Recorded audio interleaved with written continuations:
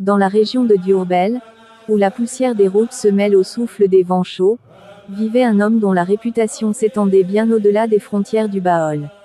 C'était Sérigné Abdoulo, le grand marabout, celui que tous appelaient avec respect le Borom Krouzgi.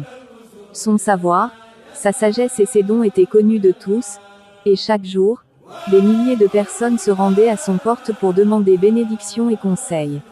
Un jour, un marabout d'une autre région, célèbre pour sa propre sagesse et sa réputation d'homme pieux, décida de rendre visite à Sérigné Abdoulo.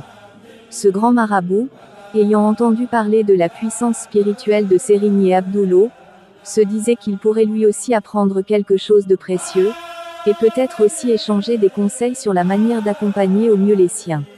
Il arriva donc à Diourbel, tout de blanc vêtu, accompagné de quelques disciples. Ils traversèrent les rues du village, saluant respectueusement les habitants.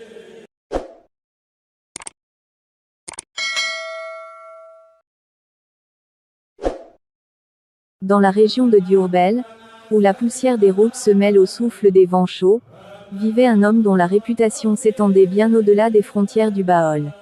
C'était Sérigné Abdoulo, le grand marabout, celui que tous appelaient avec respect le Borom Krouzgi.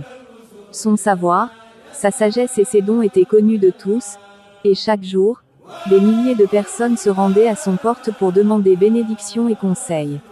Un jour, un marabout d'une autre région, célèbre pour sa propre sagesse et sa réputation d'homme pieux, décida de rendre visite à Sérigné Abdoulo.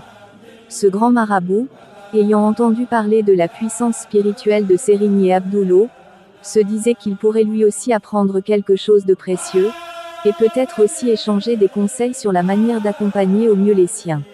Il arriva donc à Diourbel, tout de blanc vêtu, accompagné de quelques disciples. Ils traversèrent les rues du village, saluant respectueusement les habitants.